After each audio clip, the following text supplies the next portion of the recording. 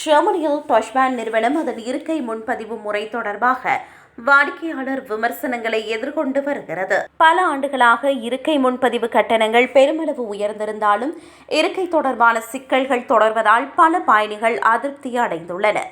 2007ஆம் ஆண்டில் ஒரு நீண்ட தூர புகையிரத பயணத்திற்கு முன்பதிவு செய்ய 1.50 யூரோக்கள் மட்டுமே செலவானது. இன்று அதேபோன்ற பயணத்திற்கான முன்பதிவு கட்டணம் 5.50 யூரோக்களாக உயர்வடைந்துள்ளது.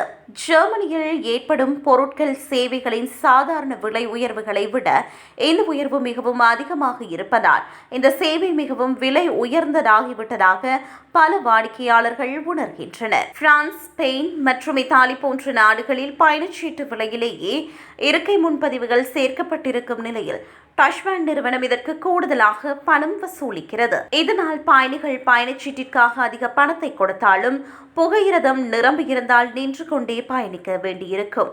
இதேவேளை மக்கள் இருக்கை முன்பதிவுக்கு பணம் செலுத்தினாலும் கூட சில சிக்கல்கள் ஏற்படலாம். சில நேரங்களில் புகையிரத பெட்டிகள் காணாமல் போகலாம், புகையிரதம் தாமதமாக வரலாம் அல்லது பயணிகள் இணைப்பு புகையிரதங்களை தவறவிடலாம். இத்தகைய சூழ்நிலைகளில் முன்பதிவு செய்யப்பட்ட இருக்கை கிடைக்காமல் போகலாம். இவ்வாறான சூழ்நிலையை டாஷ்பேண்ட் நிறுவனத்தின் வாடிக்கையாளர்கள் மீது விரக்தியை ஏற்படுத்தியுள்ளது. இதேவேளை இழந்த முன்பதிவுகளுக்கு பணத்தை திரும்ப பெறுவதும் சில நேரங்களில் கடினமான செயல்முறையாகும். அதாவது அஞ்சல் மூலமாக அல்லது பயண மையத்தில் வைத்து மட்டுமே பணத்தை திரும்ப பெறக்கூடியதாக உள்ளது. இந்த செயல்முறையை எளிமையாகவும் வேகமாகவும் மாற்றுமாறு டாஷ்பேண்டிடம் பயணிகள் குழுக்கள் கேட்டுக்கொள்கின்றன.